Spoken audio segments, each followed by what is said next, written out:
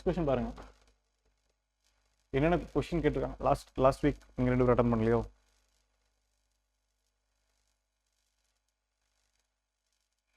So what you have to understand is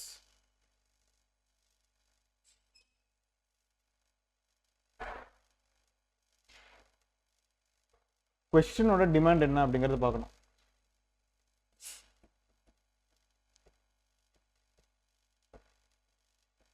And all the demand has to be fulfilled. கம்ப்ளீட்டா நீங்க என்ன பண்ணணும் அப்படின்னு பாத்தீங்கன்னா எல்லா டிமாண்டையுமே ஃபுல்ஃபில் பண்ணணும். அப்பதான் உங்களுக்கு கம்ப்ளீட் மார்க் கிடைக்கும். 15 மார்க்னு வச்சுக்கோங்களேன்.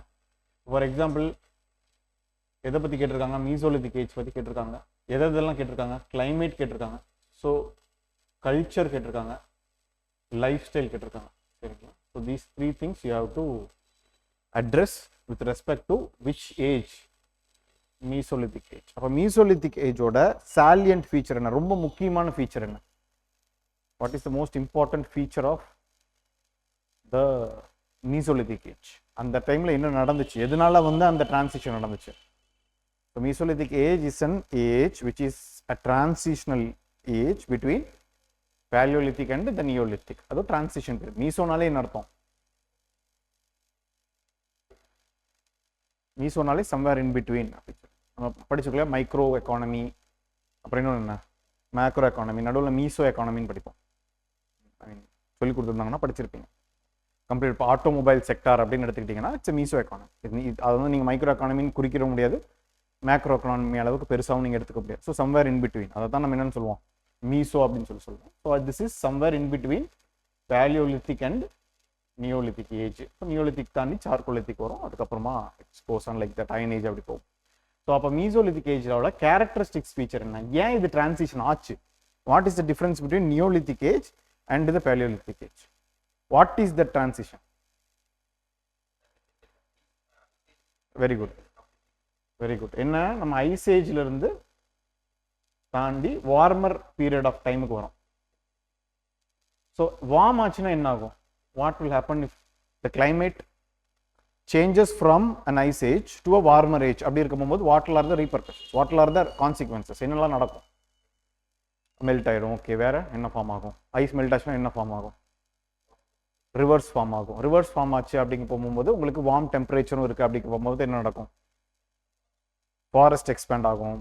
அக்ரிகல்ச்சரல் ப்ராக்டிசஸ் நீங்க என்ன பண்ணலாம், செரிஷ் ஆகும். So all these things you have to understand. அப்போ ஒரு கொஸ்டின் கேட்குறாங்கன்னா, இப்போ மீசோலித்திக் இப்போ ஆன்சர் இருக்கு நம்ம கிட்ட, ஆல்ரெடி படிச்சுட்டு வந்துட்டோம், எழுதிட்டீங்க. But if there is only you are seeing this question for the first time, this is how you have to decode it. So what happened in mesolithic? So climate எப்படி மாறிச்சு, culture எப்படி மாறிச்சு? அப்போ climate and culture has very deep connection. கரெக்டா? ரொம்ப deep connection இருக்கா ரெண்டுக்கும். So கிளைமேட்டுக்கு, கல்ச்சருக்கும், லைஃப் ஸ்டைலுக்கும் டீப் கனெக்ஷன் இருக்கு. ஸோ அப்படி இருக்கும்போது இதிலிருந்து இங்கே இங்கிருந்து இங்கே வரணும். This is how the answer has to be structured. Answer structure பண்ண தெரிஞ்சாலே நீங்கள் பாதி ஜெயிச்சிட்டீங்க. கண்டென்ட் இருந்துச்சுன்னா போதும். அதுக்கப்புறமா you know how to structure the answer, content would be what you would have been requiring to write a complete answer. Getting the point. So இதுதான் நீங்கள் you have to keep it in mind. So இதில் பாருங்க, intro எப்படி கொடுக்கணும்னு பாருங்க. You have to give intro. So இந்த இடத்துல ஒரு ஏஜை பற்றி கேட்குறாங்கன்னா what you have to write? இன்ட்ரோல என்ன எழுதணும்? Time period, what happened there, what epoch it is, what era it is, that is what you have to write. எப்கோ எராலாம் தெரியல உங்களுக்கு. ஸோ அதெல்லாம் தான் நீங்கள் எழுதணும். அதுதான் இன்ட்ரடக்ஷன் நீங்கள் எழுதணும். ஏஜை பற்றி கேட்குறாங்க. ஸோ அப்போ நீங்கள் என்ன பண்ணணும்? 10,000 BC to 8,000 BC. சில இதில் 4,000 BC இருக்கும். இந்தியாவில் மாறிக்கிட்டே இருக்கும். ஒரு இடத்துல எப்படி இருக்கும்னா 8,000 to 10,000 BC மீசோலித்திக்கா இருக்கும். நீங்கள் அப்படியே கீழே வர நடுவில் சென்ட்ரல் இந்தியாலாம் பார்த்தீங்கன்னா 4,000 BC வரைக்குமே இது எக்ஸ்டெண்ட் ஆகும். 4,000 BC வரைக்குமே இது எக்ஸ்டெண்ட் ஆகும். ஸோ சில புக்ஸில் 10,000 to 4,000 BC கொடுத்துருப்பாங்க. சில புக்ஸில் 10,000 to 8,000 BC கொடுத்துருப்பாங்க. அதனால தான் இந்த சி போடுறோம். சீனா என்ன, அப்ராக்சிமேட்லி. Getting the point. அப்போ அதில் அந்த இடத்துல என்ன மேக்ஸிமம் நடந்துச்சு அப்படின்னு பார்த்தீங்கன்னா, transition from paleolithic hunting and gathering economy to agricultural animal domestication. அதுதான் transmission, what which have happened in that particular.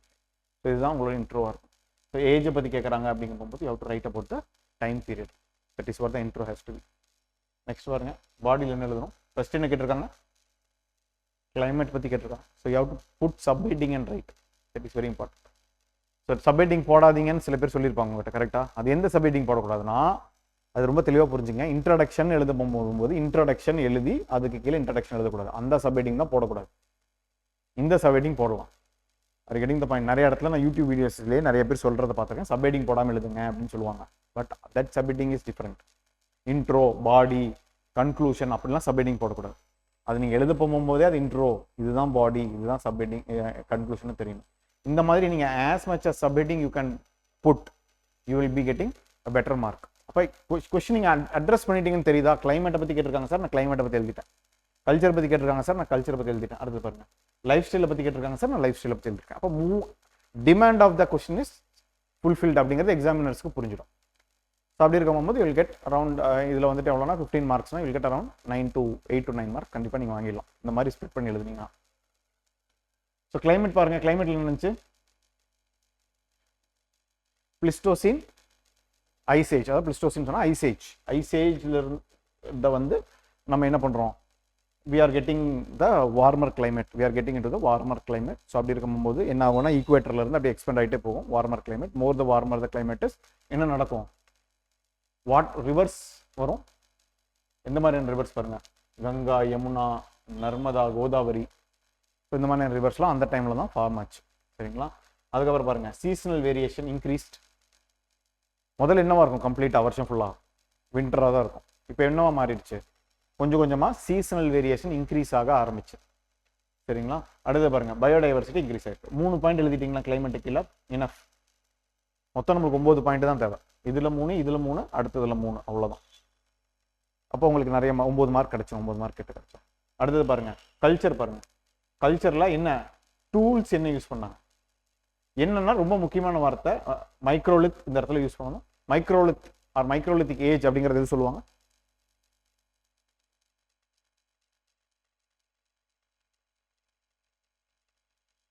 So you have to use this word tiny plate. மைக்ரோலித்துங்கிறது மீசோலித், அதை தான் வந்து நம்ம வந்து ஸ்டார்ட் பண்ணுவாங்க. மைக்ரோலித் வந்து எல்லாமே அக்ரிகல்ச்சர் என்ன பண்ணுவாங்க? ஸ்டார்ட் பண்ணுவாங்க. ஸோ நியோலித்திக் ஏஜில் இருக்கக்கூடிய எல்லா அட்வான்சஸ்மெண்ட்டும் எங்கே ஸ்டார்ட் ஆகும்? மீசோலித்லாம் ஸ்டார்ட் ஆகும். அப்போ நம்ம மைக்ரோலித் யூஸ் பண்ண ஆரம்பித்தோம். அதுக்கப்புறம் பாருங்க, பிம்பேத்கா கேவ்ல என்ன இருக்கும்? Cave paintings belonging to mesolithic age. எல்லா 3 ஏஜ்துமே பிம்பேத்கா இருக்கும். பிம்பேத்கா ஞாபகத்தில் வச்சுங்க, எதுக்கு வேணாலும் எக்ஸாம்பிள் எழுதும். சரிங்களா? பிம்பேத்கா எக்ஸாம்பிள், பிம்பேத்கா கேவ்ஸ் போட்டுருங்க. எக்கனாமிக்கல் டிரான்சாக்ஷன் எப்படி இருக்கு? ஹண்டிங் கேதரிங் வந்து still in existence. They did not completely change in to agricultural settled லைஃப்க்கு வந்து அவங்க கம்ப்ளீட்டாக மாறல. பட் ஆனால் எங்கே இருக்காங்க? இப்போ டிரான்சிஷன் ரெண்டுமே வச்சிருக்காங்க. ஹண்டிங் அண்ட் கேதரிங்கும் பண்ணுறாங்க, at the same time there also. இது யோசிச்சு பாருங்க, எவ்வளோ நம்மளுக்கு ஹிஸ்டாரிக்கலாக பார்க்கும் போது இது ஒரு 2000 வருஷமா தெரியும். அப்போ 2000 வருஷம் அது எவ்வளோ ஜாஸ்தின்னு யோசிச்சு பாருங்க. ஒரு வருஷத்து ஓட்டுறக்கே ரொம்ப கஷ்டமா இருக்கா இல்லையா? 2000 வருஷங்கிறது it's a very huge span of time where this transaction have happen. Are you getting the point? அடுத்தது பாருங்க, சில சைட்ஸ் ஞாபகத்தில் வச்சுக்கோங்க. ஏன்னா இந்த சைட்ஸ் ஏன் இம்பார்ட்டன்ட்னா, அட்லீஸ்ட் இந்த 4 சைட் ஞாபகத்தில் வச்சு. மீசோலித் அப்படின்னாலே இந்த 4 சைட் நோட் பண்ணி வச்சுக்க. நோட்ல எடுக்க மாட்டீங்களா? இது எப்படி திருப்பி எப்படி ஞாபகத்தில் வரும்? இந்தாங்க கொஞ்சம் பேப்பர் எடுத்துக்கங்க. உங்க யார் யார் எழுதிருக்கீங்க? 4 பேருமே எழுதிருக்கீங்களா? அப்போ இந்தாங்க பேப்பர்லேயே நோட் பண்ணுங்க. இந்த பேப்பர்லாம் திருப்பி கொடுத்துருவாங்க, ரெஃபரன்ஸ் வச்சுக்கங்க. தூக்கி போடக்கூடாது பழைய பேப்பருக்குலாம். எல்லா பேப்பருமே நீங்க ரெஃபரன்ஸ் வச்சுக்கணும்.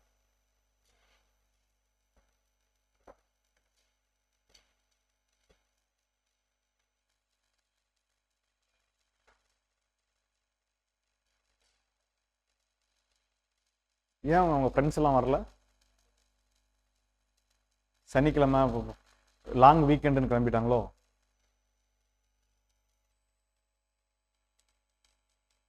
மெயின்ஸ் ஆன்சர் ரைட்டிங்க்கு நிறைய பேர் வரமாட்டாங்க, வரவங்க தான் பாஸ் பண்ணுவாங்க. கன்சிஸ்டண்டாக ஒரு 20 பேப்பர் நீங்கள் எழுதிட்டீங்க அப்படின்னா வந்துட்டு உங்களோட கான்ஃபிடன்ஸ் லெவல் வந்து பயங்கரமாக பூஸ்ட் ஆகிடும். யூ வில் பி இந்த next state of your mind. Okay, mains முடிச்சிடலாம் அப்படிங்கிற மைண்ட் செட் வந்துடுவீங்க. இப்போ வரைக்கும் உங்களுக்கு மெயின்ஸில் கான்ஃபிடன்ஸ் வராது. நீங்கள் இல்லை சார் நான் கான்ஃபிடண்டாக இருக்கேன் அப்படின்னு சொன்னீங்கனால அதெல்லாம் உண்மை கிடையாது. உங்களுக்கு இந்த 20 டெஸ்ட்டும் நீங்கள் முடியுங்க, உங்களுக்கு கான்ஃபிடன்ஸ் வரலைன்னா என்ன கேளுங்க, ஏன் சார் எனக்கு வரல அப்படின்ட்டு. All the 20 tests, if you are going to complete it properly, you will have the next level of confidence. எனக்கு கொடுங்க நான் எழுதுறேன்னு சொல்ல ஆரம்பிச்சிருவீங்க நீங்கள். அப்படி இருக்கும்போது இந்த 20 டெஸ்ட்டையுமே கம்ப்ளீட்டாக எழுதுறதுக்கான முயற்சியில் வந்து அந்த கொஸ்டின் பேப்பர்லேயே நோட் பண்ணி வச்சுக்கோங்க, ஏன் பேப்பர் வேஸ்ட் பண்ணுறீங்க? இது எப்படி பறக்க விட்டுருவீங்க?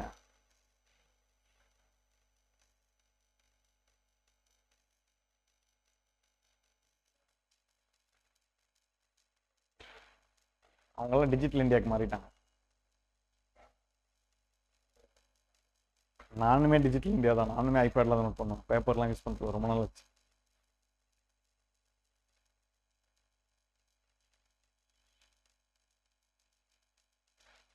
இது 4மே வந்து மீசோலித். இங்க பாருங்க, அடுத்த if you are going to right அடுத்தது எதை பற்றி படிப்போம் அப்படின்னு பார்த்தீங்கன்னா, இன்னொரு ஹிஸ்ட்ரி டெஸ்ட் வர போகும்போது நியோலித்தை பற்றி படிப்போம். அப்போ அவங்க ஒரு 4 சைட்டு, சால்கோலித்தில் ஒரு 4 சைட்டு. சால்கோலித் எப்போ நடக்கும், எதுக்கு பேரலாக நடக்கும்? சால்கோலித்திக் ஏஜ் எதுக்கு பேரலாக நடக்கும்? இண்டஸ் வேலி சிவிலைசேஷனுக்கு பேரலாக நடக்கும். இண்டஸ் வேலிங்கிறது அர்பன் சிவிலைசேஷன், அதுக்கு பேரலாக நடக்கிறது, அதாவது ரூரல் சிவிலைசேஷன் தான் நம்ம என்னன்னு சொல்லுவோம், சால்கோலித்துன்னு சொல்லுவோம். அது ரெண்டும் பேரலாக நடக்கக்கூடியது. சரிங்களா? அது நிறைய பேர் கன்ஃபியூஸ் ஆகும். ஸோ அப்படி இருக்க போகும்போது இது 6-4 பாருங்க. பகோர் இருக்கு நீங்கன்னா ராஜஸ்தான்ல. இங்க வந்து நம்மளுக்கு என்ன எவிடன்ஸ் கிடைச்சிருக்கு பாருங்க, டொமஸ்டிகேஷன் ஆஃப் அனிமல். இதுல எவ்வளவு கொஸ்டின்ஸ் நீங்க ஆன்சர் பண்ணலாம் அப்படின்னு பாத்தீங்கன்னா, பிரிலிம்ஸ்ல கூட கேட்பாங்க, மீசோலித்திக்ல டொமஸ்டிகேஷன் ஆஃப் அனிமல் இருந்துச்சான்னு கேட்பாங்க. ஆனா நீங்க எங்க படிச்சிருப்பீங்க டொமஸ்டிகேஷன் ஆஃப் அனிமல்? நியோலித்திக்ல படிச்சிருப்பீங்க, தப்புன்னு போட்டு வருவீங்க. ஆனா நம்மளுக்கு என்ன இருக்கு, எவிடன்சஸ் இருக்கு. பகோர்ல இருந்து தானே எவிடன்சஸ் இருக்கு. இதுதான் important. This is how you learn. Mains நீங்க ரெடி ஆயிட்டீங்கன்னா ப்ரிலிம்ஸ் ஆட்டோமேட்டிக்கா கிளியர் ஆகும்.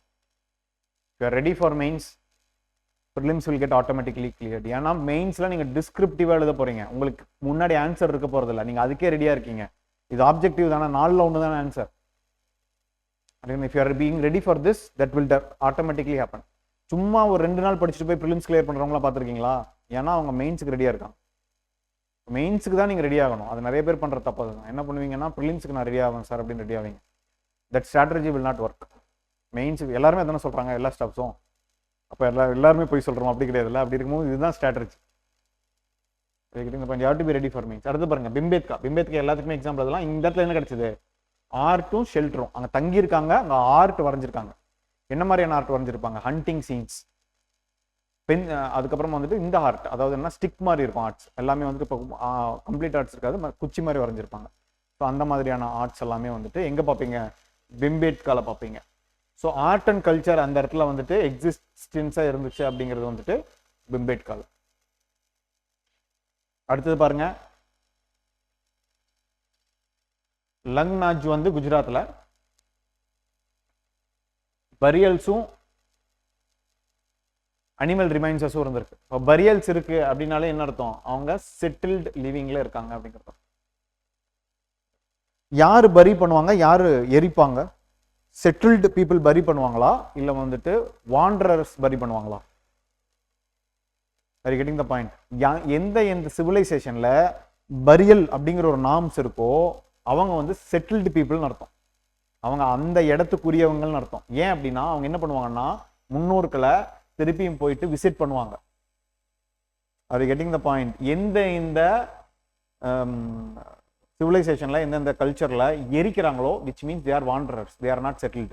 ஏன்னா அவங்க பாடி திருப்பி போய் என்ன பண்ண போறது இல்லை, விசிட் பண்ண போறது கிடையாது. அதனால அவங்க என்ன பண்ணுவாங்க, எரிச்சிடுவாங்க, எரிச்சு தண்ணியில கலந்துடுவாங்க.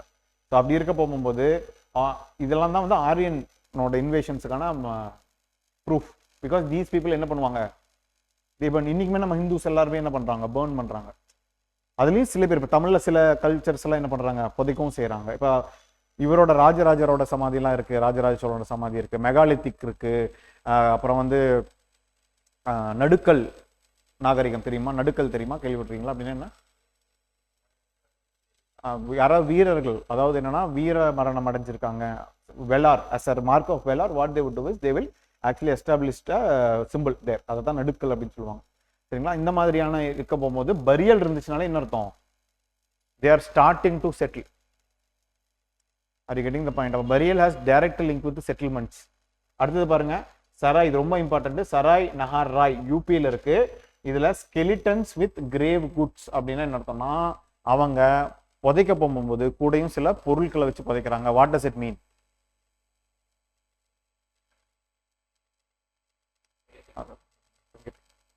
அதோட அர்த்தம் என்ன? They believe in after life. நீ செத்து போனதுக்கப்புறம் என்ன பண்ணுவ, ஆன்மால நீ வந்து ஆஃப்டர் லைஃப்ல நீ யூஸ் பண்றதுக்கான குட்ஸை தான் அதுக்குள்ள வைக்கிறாங்க. ஸோ அப்படி இருக்க போகும்போது they believed in after life பாருங்க. ஸோ அப்படி இருக்க போகும்போது see why these places are important அப்படின்னு பார்த்தீங்கன்னா they give us so much of information. We can actually get so much of information from the sites. அங்கிருந்தா நல்ல இன்ஃபர்மேஷன் கிடைக்கும். From sites only you get all the information historically. So you have to be very careful about sites. ஒரு 50 sites நான் படிக்க போறேன் sir, புக்கில் 45 sites கொடுத்துருக்காங்க sir, நான் எல்லாத்தையும் படிக்க போறேன்னா that is not going to happen. இப்போ இன்னைக்கு இந்த 4 sites நீங்க மறக்க கூடாது, அவ்வளவுதான். So this is how it works. Next கிளாஸஸ்ல இன்னொரு 4 சைட் சொல்லுவேன், அடுத்த கிளாஸ்ல இன்னொரு 4 சைட் சொல்லுவேன். ஸோ அப்படி நீங்க 4 நாள் ஞாபகத்தில் வச்சு ஒரு 20 சைட் உங்களுக்கு தெரிஞ்சப்போ, நியோலித்தில் ஒரு 5, சால்கோலித்தில் ஒரு 5, அந்த மாதிரி ஒரு ஏஜ்ல ஒரு 5 சைட் 6 சைட் போதும். அப்படிதான் நீங்க சைட்ஸ் ஞாபகத்தில் வச்ச முடியும். சரிங்களா? ஸோ கிளைமேட் பார்த்துட்டோம், கல்ச்சர் பார்த்துட்டோம். அடுத்தது லைஃப் ஸ்டைல் பாருங்க. என்ன மாதிரியான life style? Subsistence life style அப்படின்னு அர்த்தம். அன்னன்னைக்கு தேவையாக இருந்தது அன்னன்னைக்கு. இப்போ சப்சிஸ்டன்ஸ் லைஃப் ஸ்டைல்னா என்ன பார்க்க மாட்டீங்க? ஸ்டோரேஜ் பார்க்க மாட்டீங்க. ஸ்டோரேஜ் பண்றதுக்கு என்ன வேணும்? பாட் வேணும். பாட்ரி பார்க்க மாட்டீங்க, கரெக்டா? So they don't store.